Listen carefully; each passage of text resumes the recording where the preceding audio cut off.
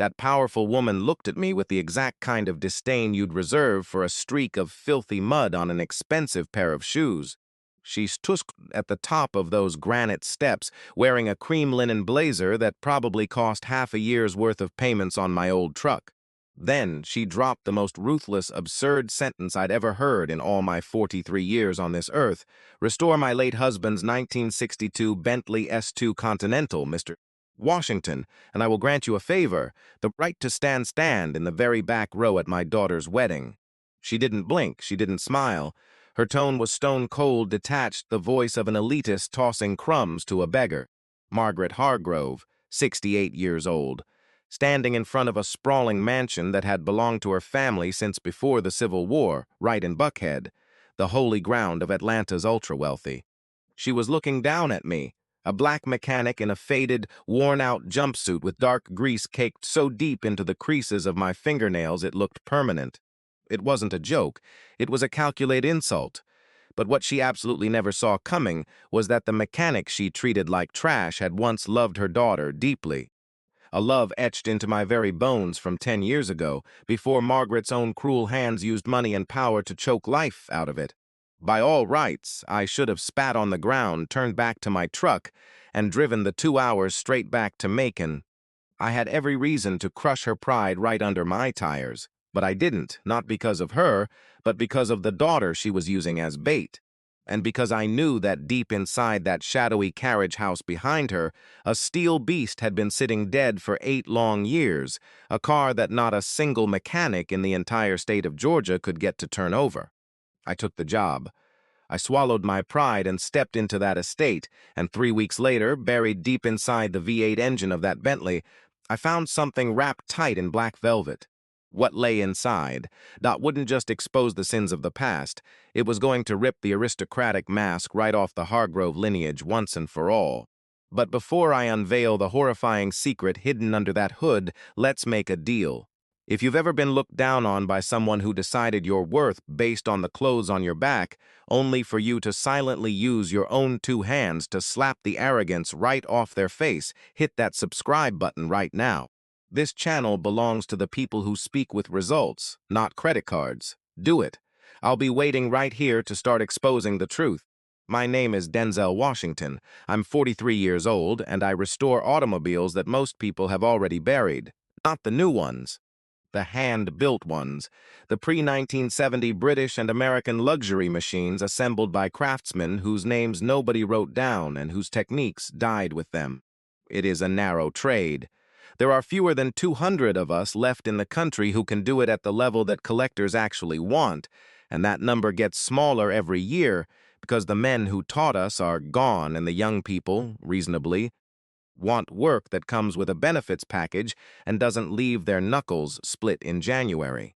My father taught me in a 2-bay shop in Warner Robins, Georgia, with a concrete floor and a single fluorescent light that buzzed at a pitch I can still hear in my sleep. His hands were everything I learned. When I close my eyes over a cold engine in the early morning, sometimes I am not entirely sure whose hands are doing the work. I run a shop now on the south end of Macon. Good light, high ceiling, a radio that gets 2 stations clean and one that fades in and out depending on the weather, which means I listen to a lot of weather. I have a son. His name is Calvin. He's 24. He finished his engineering degree at Georgia Tech 18 months ago, first in our family to do it that way, the academic route rather than the garage route. We don't talk the way we used to. I'll come back to that because it turns out to be the center of this whole story, even though on the surface this story is about a car. His mother, my wife, Renata, died 4 years ago. It was not a sudden thing. It was the long kind, the kind that gives you enough time to think you've said everything and leaves you certain you said almost none of it right. I won't sit in that with you here. But I'll tell you one thing she said near the end, because I carried it into that Atlanta carriage house without realizing I was carrying it.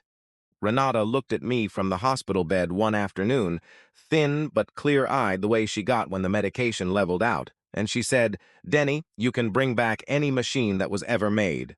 But you let the things that are actually living rust. You will spend 6 weeks inside a stranger's engine, and you will not have one real conversation with your own son." I told her she was being unfair. She gave me the kind of smile that means I love you and you are going to understand this eventually, and I am sorry I won't be there to see it. The call from the Hargrove estate came on a Wednesday morning in March, a lawyer's voice on the other end, very composed, very precise, the kind of man who bills for the time it takes to say hello. Mrs. Margaret Hargrove of Buckhead, Atlanta, had a vehicle, a 1962 Bentley S2 Continental, coach-built, two-door midnight blue. It had not run in 8 years. 4 previous specialists had assessed it and declined guarantee restoration. Mrs. Hargrove had received my name from a collector in Savannah whose 1958 Continental I had returned to service 3 years prior. Would I be willing to come and look? I knew the name Hargrove the way anyone in this part of Georgia knows it. Old money, old house. The kind of family with a named scholarship at Emory and a wing of a hospital and 3 generations of quiet certainty about exactly where the lines of the world should be drawn and who belongs on which side of them. I knew the name for one other reason, too, a private one I had not said out loud in more than 20 years and did not intend to start saying now. I told the lawyer I'd drive up Friday. The house sat at the end of a long gravel drive shaded by white oaks whose branches had grown so wide they touched the driveway in places. A wrought iron gate, stone columns, the kind of southern grand that announces itself before you have fully arrived, that wants you to understand its age before you understand anything else about it. Margaret Hargrove was on the front steps when I pulled in. She looked at my truck. She looked at my jacket. She looked at my face, and I watched her reach a complete conclusion about all 3 in roughly the time it takes to pour a glass of water. That was when she said it. Restore my late husband's Bentley, Mr. Washington, and I'll consider allowing you to attend my daughter's wedding. I understood the architecture of the insult precisely. She was not offering me a reward. She was identifying the most absurd, most awful thing she could imagine giving a man like me, and offering it as a joke dressed up as a test. She was telling me where I stood before I had taken a single step, and the part she had no idea about, the part that like a stone dropped into still water, was that she had aimed that particular cruelty directly at the oldest wound I had. She did not recognize me. 21 years is a long time. I had been a younger man then, leaner, more open in the face. And to a woman like Margaret Hargrove, I had never been someone worth storing in memory. "I'll take a look at the car, ma'am," I said. I kept my voice level the way you keep a level on a surface you suspect isn't flat. "We can talk about my rate once I know what I'm dealing with." She blinked once. I don't think she was accustomed to being answered as though the joke hadn't landed. Then she turned, heels on stone, and led me around the side of the house toward the carriage house. She did not look back to check if I was following. The carriage house was brick and old timber, built sometime in the 1930s by the look of the mortar joints. Inside, the Bentley sat under a fitted gray cover in the center of the space. When I drew the cover back, I felt the thing I always feel with these cars. Something close to tenderness. People find that strange when I say it. I've stopped explaining it. The coachwork was by a firm that had closed in 1966. The lines were still clean under the oxidized paint, still carrying the particular intention of a craftsman who had known exactly what he was building and had taken his time. This car had been loved once, you can tell. The way a person who has been loved once carries it in the way they hold themselves even years later. Margaret stood just inside the doorway and watched me work. I spent 40 minutes with the flashlight, moving slowly, not rushing anything. The engine compartment told me most of what I needed.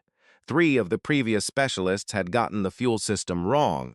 The 4th had been close but had missed the vapor lock issue specific to this engine variant, a design particular that Bentley had addressed in the S3 but left unresolved in certain late S2 builds. It was fixable.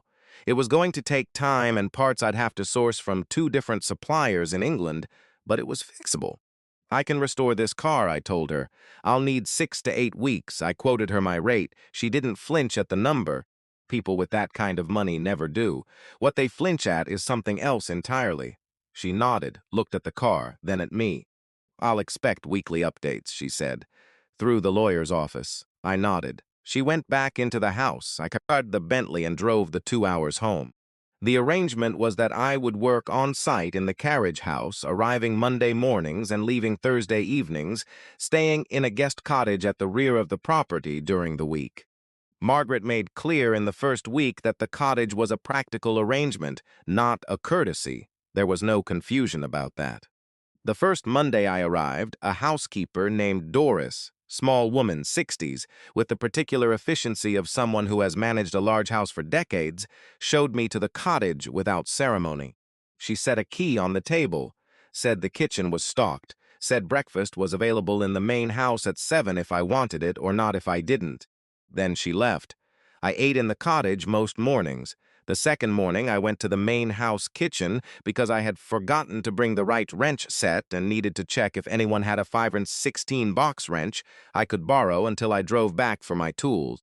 Doris was at the range. She handed me a wrench from a drawer without being asked, which told me she had been managing this house long enough to know what every kind of worker needed before they knew to ask. We did not exchange more than a dozen words that morning, but when I was leaving, she said, without turning from the stove, "Hargrove used to eat in here, too. Every morning, right there at that table by the window." I paused. "Which one was his chair?" She said, "The one that doesn't match." I looked. She was right. 4 chairs at the kitchen table, 3 in a matched set of painted pine, and one pulled slightly out from the others in a darker wood. A different era entirely, like it had been brought in from somewhere else and simply stayed. I sat in it that morning and ate my eggs and thought about a man I had never met who had chosen the chair that didn't belong and made it his. I did not see Margaret Hargrove's daughter until the 3rd week. I had stopped thinking about that part of this. The reason I had actually taken the wound I was pretending wasn't the wound, and had sunk into the work the way I always do when the work is difficult enough to require all of me. The Bentley was complicated. The vapor lock issue was only the beginning. Someone had done improper work on the carburetor sometime in the late 1990s, using components that were not period correct and had caused a secondary problem in the fuel delivery timing. Fixing the first problem without understanding the second would have started the car and then killed it again within 4 minutes. I had seen this exact sequence break 3 other restorers. I took it apart in the right order. It was a Tuesday. Late afternoon, I was on my back under the chassis when I heard footsteps on the carriage house floor. Different from Doris's efficient rhythm, different from the lawyer's twice-weekly visits. I slid out from under the car and stood up. She was standing near the doorway with her arms crossed, not defensively, the way people cross their arms when they're cold or thinking. She looked the same. That was the part I hadn't fully prepared for. 21 years, and she looked like a version of the same woman with more knowledge in her face. Caroline Hargrove, 40 years old now, standing in the same carriage house where her father had kept this car, looking at me. She knew immediately. I watched it happen. 1 second of ordinary looking, and then the recognition moved through her expression the way a current moves through water, visible from the surface, even though it comes from somewhere deeper. "Denzel," she said, not a question, just the word, just my name in her voice, which was something I had not heard in 21 years and had not entirely admitted I missed. "Hello, Caroline," I said. I kept my hands at my sides. We stood there for a moment in the particular silence of 2 people who have a great deal of history and no agreed-upon language for it. She looked at the car. "You're actually going to get it running?" "I think so," I said. "4 other people didn't," she said. "4 other people didn't look in the right place," I said. She almost smiled at that. Then she looked back at me and said the thing that I had not expected. "Does she know who you are?" I understood what she meant. I shook my head. She looked at me for a long moment. Then she said, "She will." I didn't answer. She looked at the Bentley one more time and walked back out into the late afternoon light, and I stood alone in the carriage house with the sound of her footsteps fading on the old brick and the smell of old leather and motor oil that is the smell of my working life.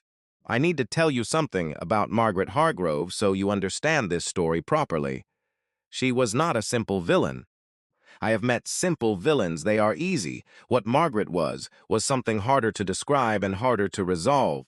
She was a woman who had built an entire architecture of certainty, about family, about class, about what belonged where, and she had built it so long ago and lived inside it so completely that she genuinely could not see the walls anymore.